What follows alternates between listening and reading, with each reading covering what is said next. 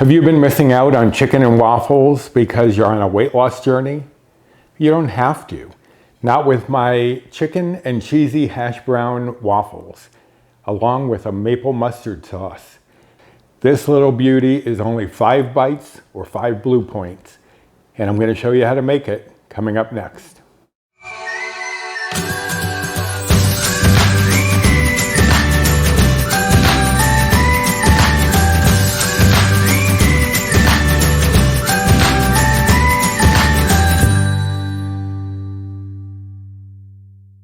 Hello and welcome to my kitchen. My name is Roy. I am a home cook and amateur baker, and I am here on this channel sharing recipes that have helped me to lose over 125 pounds, whether those recipes are mine or someone else's.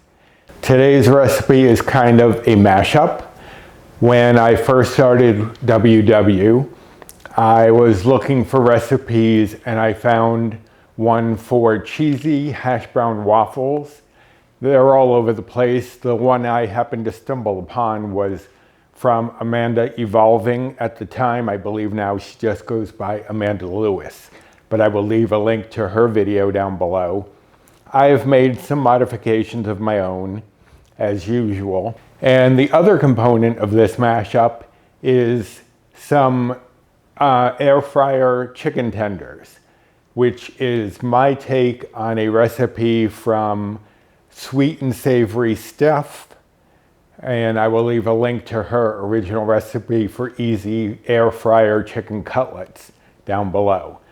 So I've taken both of those recipes, played around with them a little bit, and now I'm mashing them up and then creating not really anything complicated, but a sauce to go on top of it, a maple mustard sauce. Without further ado, let me go over the ingredients. There are 3 components to this recipe: the chicken, the waffles, and the sauce. I will go over all of those ingredients together. We have cooking spray, as usual.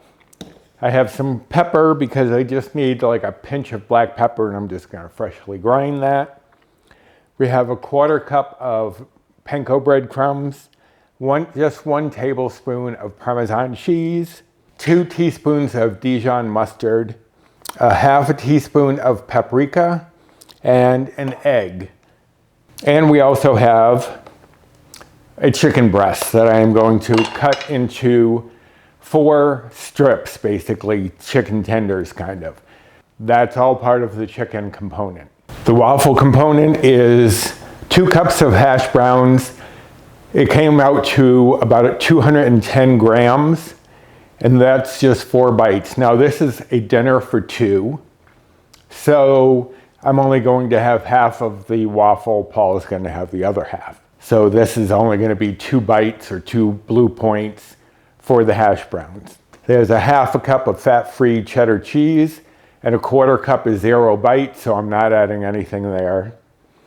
2 eggs, again adding nothing.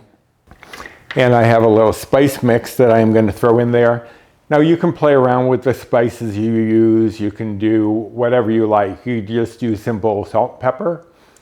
You could do some everything but the bagel seasoning. You could do whatever strikes your fancy. You could do some spicy spices if you wanted.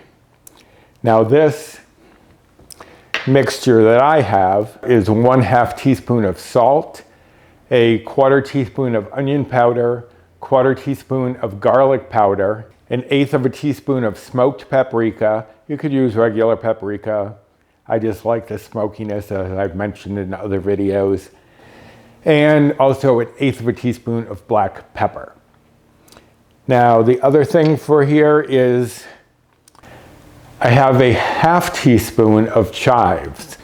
But the reason that I have a 1/2 teaspoon where the recipe says 1 teaspoon is because these are lightly dried chives, so you use half as much as you would fresh. It should be 1 teaspoon of chives, chopped. Since I'm using this a lightly dried version, I'm using half as much. But I really enjoy having this. I can just throw it in the fridge and not have to worry about having fresh chives around. And then for the sauce, it's just going to be 2 tablespoons of maple syrup, 2 tablespoons of Dijon mustard, and 1/4 teaspoon of paprika. I'm going to keep that thread of paprika going throughout so that all of these components enhance each other. But again, you can leave it out. You can use plain paprika, smoked paprika. This is your meal, so you do it as you're going to like it.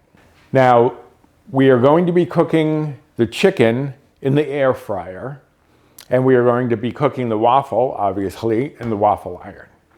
If you don't have an air fryer, that's fine. You can do the same thing in the oven, and that is listed in the recipe on my blog.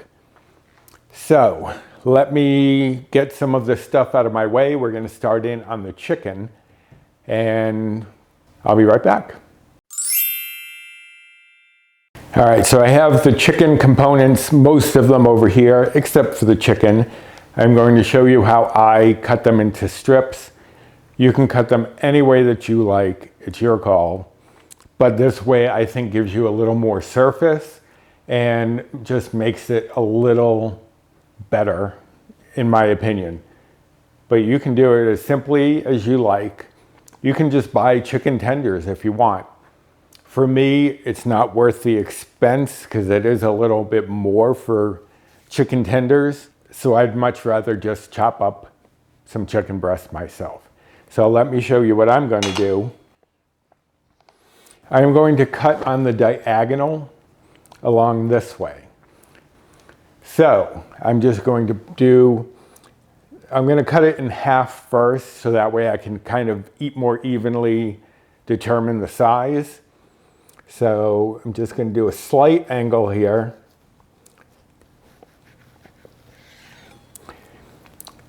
And you can see how this is kind of angled, kind of sloped here a bit. And this one has fallen over.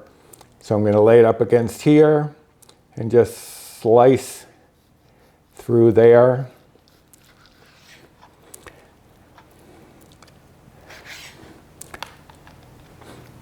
So they're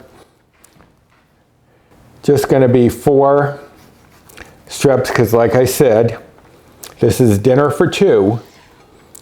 So we're each going to get 2 of these chicken tenders. But you can see they're like a little wider because of the angle.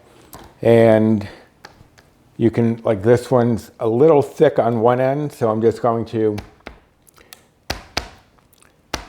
pound it a little bit just to make it a little more evenly cut.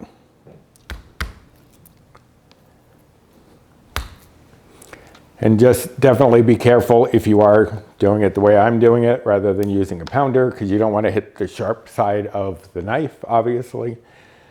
So there I have my 4 chicken tenders. Let me move these out of my way, wash my hands, and we'll get together the rest of the prep. Okay, I have a paper towel here to crack my eggs on, and I have 2 shallow bowls. You could use 1 shallow bowl for the wet and a plate for the breadcrumbs, but I don't like when I'm putting some breadcrumbs on chicken, dabbing it in there, and stuff starts sliding off the edge. So I prefer having a shallow bowl, but you do you. So first thing, in 1 bowl, I'm going to crack the egg and add the 2 teaspoons of Dijon. Now, Dijon up to after a certain point, we'll start adding bites or points because there is sugar in it. So just be aware, this doesn't add enough. It's like 1 bite or point. It doesn't add enough to really affect the overall thing. But if you wanted, you could use a totally different mustard. I would like some spicy brown mustard, but Paul's not a fan. In case you don't know, he's not a spicy food fan. So anyways, I have the egg and the Dijon. Over here, I'm going to add the breadcrumbs, the Parmesan, and the paprika.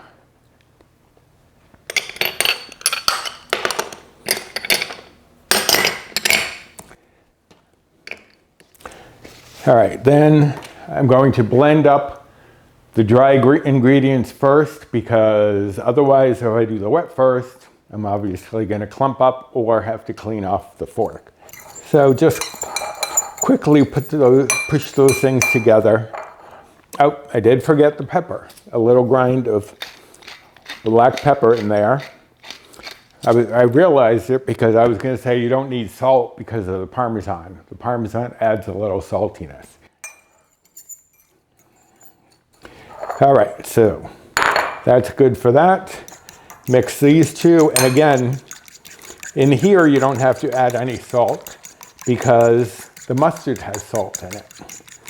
So there's no salt needed for this part of the recipe. But you just want to mix it up.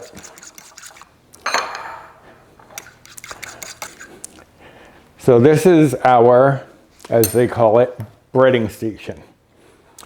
So you have the wet and the dry. Get the chicken back.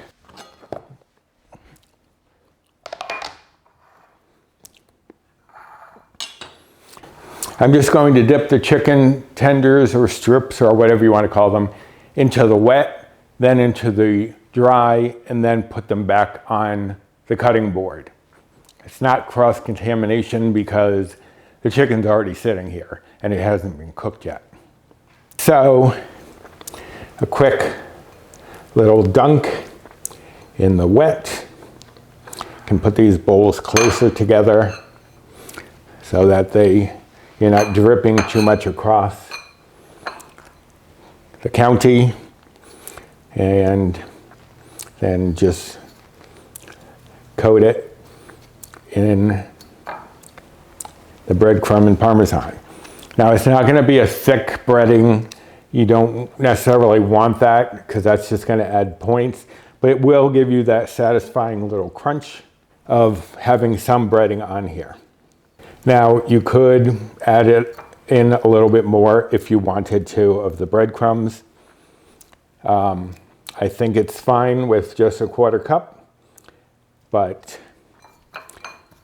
you do what you need to do to make this satisfying for your journey.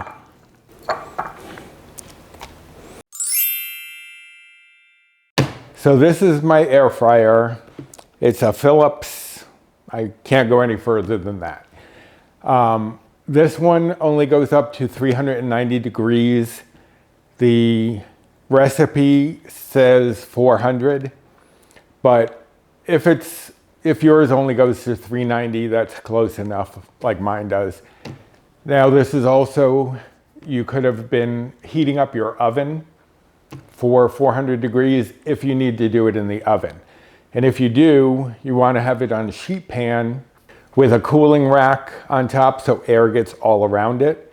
If you don't happen to have a cooling rack, you can just make sure you turn it, as I'll have to in the air fryer, about halfway through. Now, air fryers all cook very differently. Mine sometimes tends to be a little hotter than most, I think. So I will be checking it when I flip them at the halfway mark just to see where they are. Now mine does not need to be preheated, but I do need to spray the basket. Now mine, one of my least favorite features is that it has a mesh basket. I've seen a lot of the newer models that have like the little holes. I'd much prefer that because it seems like things sometimes get stuck to this a little bit more because of all the different mesh lines, I guess. But hopefully, if I spray this well enough, that won't be an issue.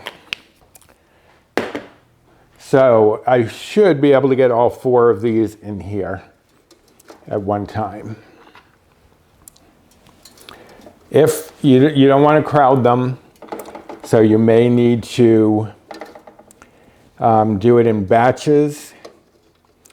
Let's see, will I be able to get this all in here? I think so. Cutting it close, but I'm gonna squeeze them in a little bit so that there's a little space between them. But even if they cook together slightly, I can just pull them apart when I flip them. Let me wash my hands once more, and I'm gonna give them a quick spray on this side just to help them to fry up. Okay, so just a quick little spray on the top. That will help them to crisp up a bit in the air fryer, as well as help the breadcrumbs stick if any of them didn't get enough egg mixture on them. So, turn this on, go up to 390, and you want these to cook about 15 minutes, maybe up to 20, depending on the strength of your air fryer or the oven. So I'm going to do 7 minutes first, then flip them, and I will check them as they are cooking. While these are cooking, I'm going to move the air fryer out of the way because we're going to start in on the waffles. So let me get 7 minutes going here. And don't turn it off.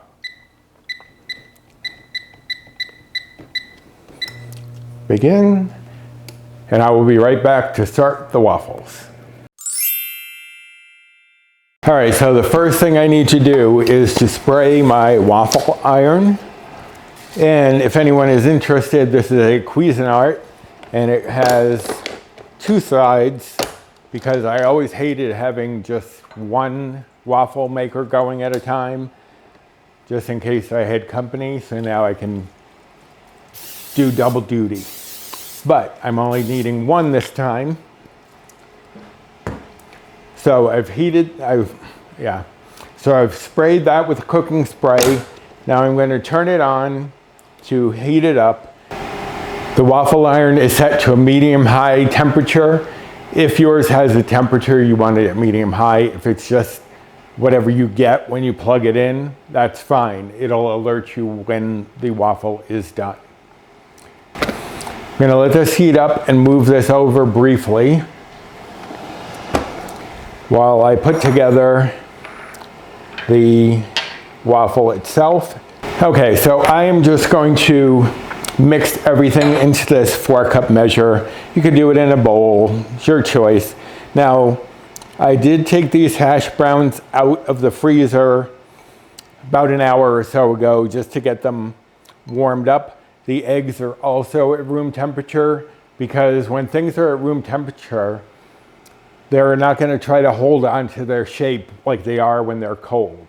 They're going to be very loose and very easy to incorporate together. That's why a lot of recipes, especially when you're baking, suggest room temperature ingredients. Because if they're all the same temperature, then they're going to blend together much more easily. So that is your tip for the day. Well, not really. I have many more, I'm sure, that are coming your way. So the hash browns are in there. I'm just going to toss in the cheese. You're basically just going to toss everything in here together. Going to do our little spice blend here. Just mix that up a bit, sprinkle it over. And the chives. And I'm going to just toss that a bit before I add in the eggs, just to try to get some of those spices incorporated into the hash brown mix a little bit more than they might be if I put in something wet and they clumped up.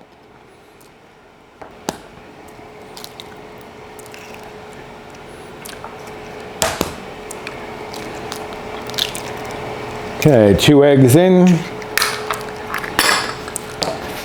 Wipe off my fingers. And just break up the egg a little bit. And then just mix together. Because you want that egg to bind everything together. So you can see it's pretty well blended here. Oh, and there's my halfway point for the chicken. So that's a good time for me to swap that out and show you where we are at. So let me move this stuff out of the way and I'll bring the chicken back in. All right, so this has been about 7 minutes. I'm gonna check in on the chicken, and the chicken is turning white, so it's really cooking through and getting a bit stiff, which is what you want, because then you'll know it's cooked. It's not all floppy and raw. And having them this close together wasn't too bad. So I managed to get them all done at the same time. So now I'm going to close this up and just do another 7 minutes. I'll give it 14 and then check just to see if I need to go the extra minute or more. All right, so that's done. The waffle iron is heating up, and I will bring that back in and we will get waffling. The waffle iron is indicating to me that it is ready, and you can see, if you can see that steam, it's ready to go. So I'm just going to plop my waffle mixture on here. And you want to try to get it as central as you can, because when you close it, it will push out. So you don't want it to be like heavier on one side and thinner on the other side. So close that up. Now, one thing with the waffles, especially with this waffle, because of the cheese, even though there's not fat in the cheese, there will sometimes be a little seepage off the edge, but that's typical with any type of waffle. So now, what if you don't have a waffle iron? Can you not make this? You can still make it.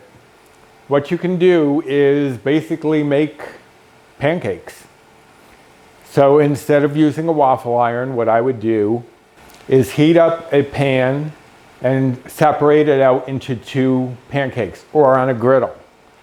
Separate it into 2 pancakes and just cook it that way. Flip it, maybe like, this takes probably about 6 minutes total. So I would say give it like 3 minutes per side, and you can always check just to see if it's not getting crispy enough for you. Make sure you do spray the pan just like I sprayed the waffle iron. But you don't have to do without just because you don't have a waffle iron or an air fryer. Use a pan in the oven. Just find some ways to make it work for you. That is my motto. If you've watched this channel, then you know my motto is basically do what works for you. If you don't like a certain flavor, take it out, put something else in. If you don't have a waffle iron, do it in a pan. You gotta just think outside the box. Do what you can to make satisfying meals like this, even if you don't have the equipment or don't like some of the ingredients. If I've, like my smothered pork chops, if you don't want to use the bites or points on pork chops, do chicken breast. If you want, in my blueberry cream cheese crumb bars, if you want to do strawberry and chocolate cake, mix things up. You don't have to stick to what a recipe tells you. I am here to set you free. Don't feel shackled to anything, including a diet. As I mentioned in one of my, I think it was the Ask Me Anything for reaching 1,000 subscribers, I did mention that you have to make the plan, whatever plan you're on, whether it's macros, keto, calorie counting, WW, iTrackBites, whatever it is, you have to make it work for you. Don't make yourself fit into the plan, make the plan fit you. If, like I mentioned in that video, I am a nighttime snacker. So I make sure I eat early meals that are very low bite So I have some leeway later on when I know I'm going to want a snack to have some of my low bite, low point snacks. If you don't have equipment, change it up, do something else. Do a pancake instead of a waffle. So just find ways to make things work for you and the way you like to eat, the flavors you enjoy, and don't try to stick yourself into the diet because that's not going to work. It's not going to be satisfying for you. And in the long run, you're not going to be able to maintain because you're going to keep wanting those other things that you like. It's like those people who used to just eat chicken and broccoli. Sure, they lost weight, but then they went right back to eating other things later because you can't survive on just chicken and broccoli. So just make it work for you. Don't let somebody else tell you how you're supposed to be eating or cooking, including me. Like I've said before, I'm just giving you a little roadmap. Whichever direction you decide to take is up to you because it is your journey. All right, so enough. I'm off my soapbox for now. Let me let these things finish cooking up, and I will be back in a second to show you the quick sauce that we're going to whip up. So we're going to take the maple, and I'm surprised I haven't gotten things all over the counter yet, but now I've jinxed myself, so watch me do it now. The maple and the mustard. Now these are equal measure. If you wanted, you could up either one, whichever one you prefer. You could, if you wanted to and didn't mind taking a hit on some bites, you could replace the maple with honey and make a honey mustard. You could also do like the GU's honey mustard dip. Do that instead. You could do any sort of maple that you prefer. I'm not going to say it again, but you know what I'm saying. So we have equal parts mustard and sugar-free maple syrup. Going to add in the paprika. And isn't this precious? Me and this tiny whisk. I feel like I'm in Gulliver's Travels or something with this tiny little whisk. But just blending this together, and then I will give it a quick taste just to see if it's too mapley, too mustardy.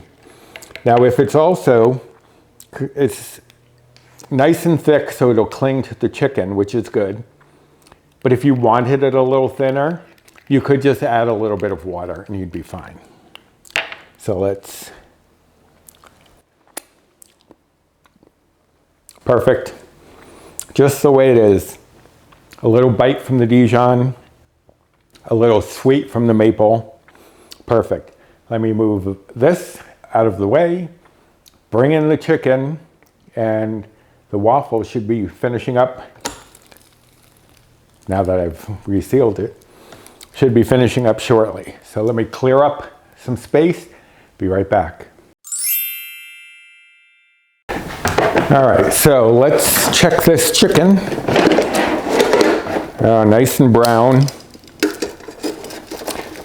I think that is perfect, just the way it is. So what I'm going to do is, while the waffle is finishing up, I'm going to keep this in the air fryer, turned off, just so that it stays nice and warm in there. So let me get this out of my way while we wait for the waffle. Now most waffle irons will alert you when they're done. This one is going close to 8 minutes. So if you are doing it in a pan, just check it, turn it, flip it, depending on the heat you have it on. And this is just about ready. Let me get a couple of plates and I'll be about ready to serve this up. Okay, the timer just went off that this is done. It's nice and crispy in here. You definitely want to use tongs to get this out of here. but it should come out relatively easily. You just don't want to touch the waffle iron while it's still hot. So look at that beauty, nice. Half of this is going to be just 2 bites. And sometimes I will make these for breakfast. They're not just for dinner. Fry up a couple of eggs, put 2 eggs on each half for Paul and I with some bacon on the side.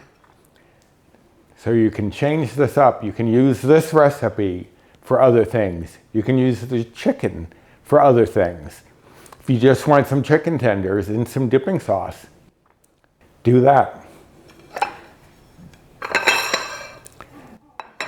Okay, so I'm going to cut this in half. 1 half for me, 1 half for Paul, as I said.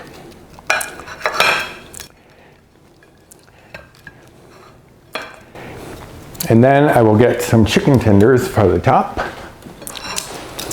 And like I said, 2 tenders per person.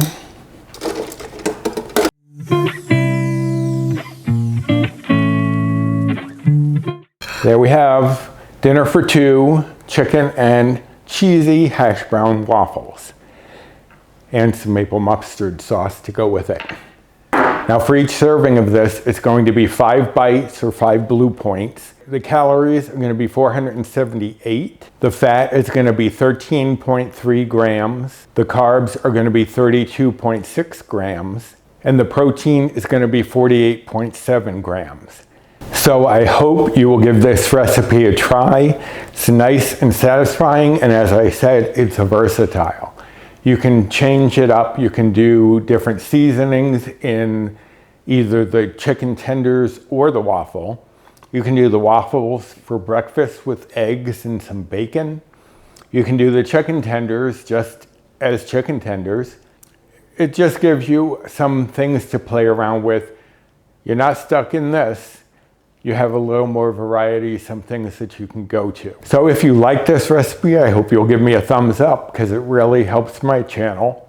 Subscribe if you haven't subscribed already and you are looking for weight loss recipes like this one. Hit the notification bell for the next time I upload any sort of video.